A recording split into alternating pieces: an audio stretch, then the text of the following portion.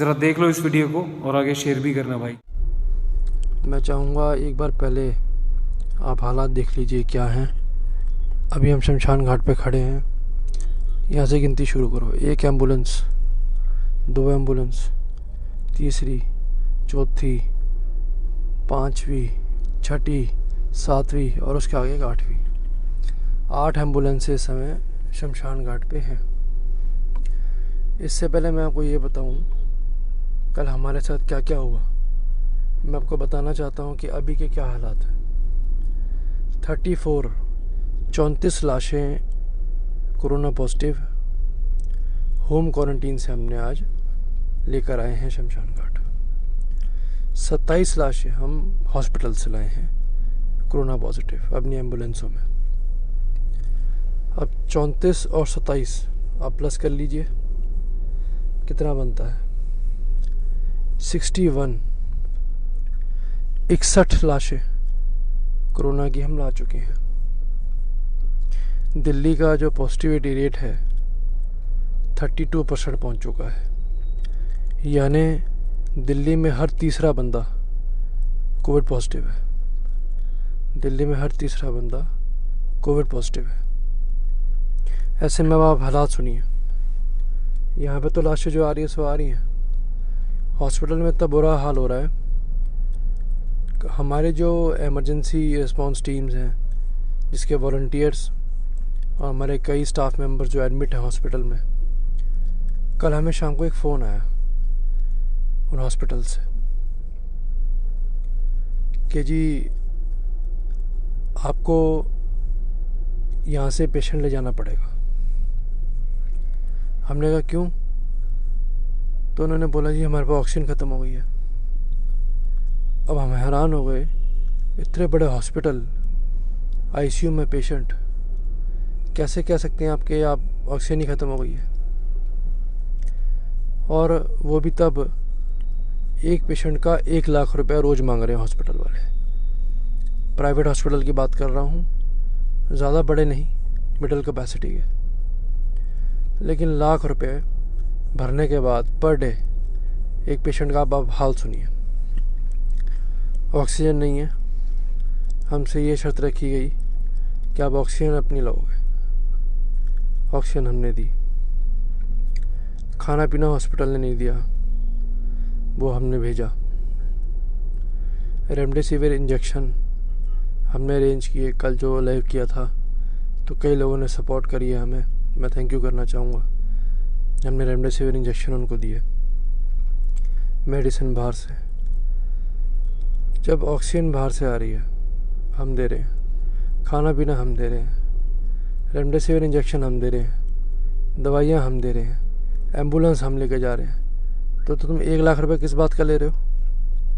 गुंडागर्दी है कि नहीं है? और क्या पेशेंट को 6 घंटे कम से कम एडवांस में बताओगे ना कि ऑक्सीजन ख़त्म हो रही है हॉस्पिटल में? पहली बात तो दिल्ली एक राजधानी है और दिल्ली शहर में ऑक्सीजन ख़त्म हो जाए हॉस्पिटल के अंदर, किसकी गलती है मुझे बताइए ज़रा। सरकार का काम क्या है फिर? डिज़ास्टर प्रिपेयर्डनेस हम चीख के बोलते हैं। 1 साल मिला तैयारी करने को। पिछले कोविड से इस कोविड में 1 साल था। क्यों नहीं लगाया ऑक्सीजन के प्लांट? क्या दिल्ली में ऑक्सीजन प्लांट लगाए नहीं जा सकते? बिल्कुल लगाए जा सकते हैं, लेकिन नहीं, इनको अपना अपना सोचना है बस। अब ऑक्सीजन की किल्लत दिल्ली जैसे शहर में जिसमें सबसे ज़्यादा केसेस आ रहे हैं, आपको महाराष्ट्र लग रहा होगा, पूरे महाराष्ट्र में 60-70 हज़ार हैं, अकेले दिल्ली में 30 हज़ार हैं। सोचो, महाराष्ट्र तो बहुत बड़ा है जोग्राफिकली, दिल्ली शहर छोटा सा शहर है और 32% पॉजिटिविटी। 30,000 केस रोजाना मजाक नहीं है।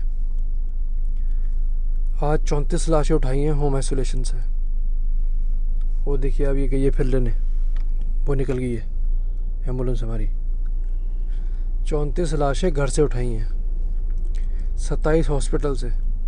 और यही नहीं है, रात 9-10 बजे तक अभी आती रहेंगी बॉडीज। कच्ची जगह थी उसे भी ले लिया, शमशान बना दिया वहाँ भी। लाशों के लिए भी जगह नहीं बची। मुझे एक बात समझाइए कि जब आप हॉस्पिटल में कुछ भी नहीं दे रहे, पहले आप रिश्वत मांगते हैं बेड के लिए, फिर आप कहते हैं लाख लाख रुपए भरो पर डे। जब ऑक्सीजन, मेडिसिन, खाना सब हमने करना है तो हम लाख रुपए किस बात के भरें? और एकदम से कल जो कहा गया ना पेशेंट को कि ले जाओ ऑक्सीजन ख़त्म हो गई है, आपको पता है कल कितनी डेथ हुई है दिल्ली में? 270 से ज़्यादा डेथ। आपको क्या पता कि कोई कैसे मरा है? आपको पता है कितने लोग ऐसे मर गए होंगे जिनकी ऑक्सीजन घट गई होगी हॉस्पिटल में? बताया नहीं। बताया ये गया होगा पेशेंट को, फैमिली को, पेशेंट की फैमिली को कि जी कोविड से मर गया, सीरियस था बहुत। असल कारण नहीं बताया गया होगा कि ऑक्सीजन डाउन चली गई है, ख़त्म हो गई है। कई पेशेंट बेचारे जिन्हें एम्बुलेंस में ले गए, शिफ्ट करना पड़ा, हॉस्पिटल ने हाथ खड़े कर दिए। कई तो हॉस्पिटल में जब उनको शिफ्ट किया तो एम्बुलेंस में उनकी डेथ हो गई होगी कि जी आप लेके जा रहे हैं पेशेंट को, कितने घंटे का बैकअप दिलेंगे? पेशेंट एडमिट हो हॉस्पिटल में, सोच के देखिए ज़रा, आपका पेशेंट एडमिट हो हॉस्पिटल में और आपको ये कह दिया जाए, आपका पेशेंट हॉस्पिटल में एडमिट है और आपको ये कह दें ले जाओ किसी और हॉस्पिटल में, से कोई हॉस्पिटल अरेंज करेंगे? खड़े पैर आप कैसे एम्बुलेंस अरेंज करेंगे, मुझे आप समझाइए। तो कहीं ना कहीं मुझे लगता है कि ये बहुत बड़ा प्रॉब्लम आ रही है। खड़े पैर कह दिया जा रहा है पेशेंट्स को। ये मजाक नहीं है। सोच के देखिए आप कि आपका पेशेंट एडमिट है और आपको खड़े पैर फ़ोन आ गया कि पेशेंट को ले जाओ। अब आप खड़े पैर ऑक्सीजन कहाँ से पैदा करेंगे? पूरी दिल्ली में ऑक्सीजन है नहीं। आप खड़े पैर एम्बुलेंस कहाँ से पैदा करेंगे? खड़े पैर दूसरा हॉस्पिटल कहाँ से पैदा करेंगे? बेड कहाँ से लाएंगे? फिर लाखों रुपए कहाँ से लाएंगे? बहुत बड़ा मजाक चल रहा है जी। अब मैं आपको तरीका बताऊं कि आप कैसे बचोगे। तो तरीका यही है, सरकार पे, हॉस्पिटल पे विश्वास अपना हटा लो। आप अपने घर में ही बैठे जब तक ये वेव टल नहीं जाती, क्योंकि दिल्ली के अंदर जो ये लॉकडाउन लगा है, पहले लग जाता तो कई जानें बच जाती, लेकिन बहुत नुकसान हो चुका है।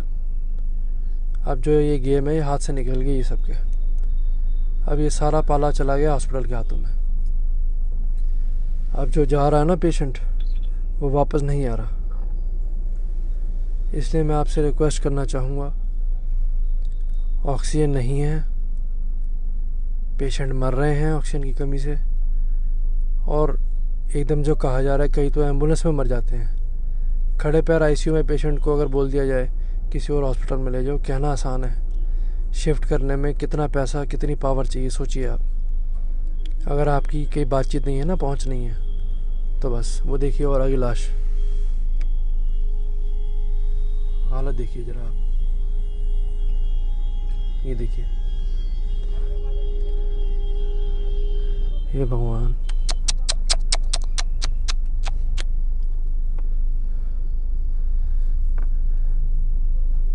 बेचारे कैसे कैसे करके डेड बॉडी ला रहे हैं।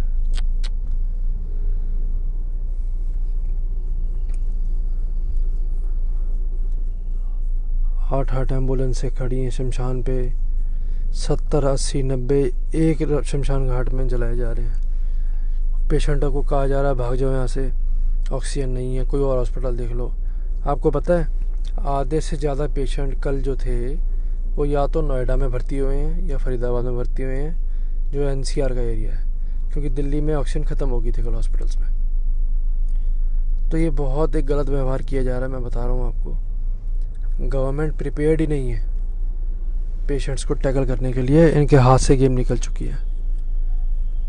मैं आपसे रिक्वेस्ट करूँगा कि आप इन पे अब ना छोड़ें, ख़ास करके बच्चों का ध्यान, और जो घर में यंग लड़के हैं, लड़कियां हैं, इनका ध्यान रखें। हम तो ग्राउंड पे हैं। मेजरली डेथ जो हो रही है वो उन लोगों की हो रही है जो जवान हैं। ज्योतजीत, मैं दिल से सल्यूट करना चाहूँगा ऐसे नौजवानों को जो दिल से, तन मन धन से, सर से लेके पैर तक पूरी एड़ी चोटी का जोर लगा के इतने बुरे हालातों में भी अपने समाज के लिए, देश के लिए काम कर रहे हैं ग्राउंड पे, यार मानना पड़ेगा। शहीद भगत सिंह सेवा दल भाई ने, इनकी टीम ने जो काम किया है यार, काबिल तारीफ़ है यार। ऐसे लोगों को मिलना चाहिए नेशनल अवार्ड तो। और मेरे वीडियोस जो मैं इनके यूज़ कर रहा हूँ, इसको मोनेटाइज भी कर रहा हूँ और साथ ही साथ जो भी रेवेन्यू आएगा इनको मैं डोनेट भी कर रहा हूँ, वो प्रीवियस में भी और इसमें भी जो भी मैं यूज़ कर रहा हूँ।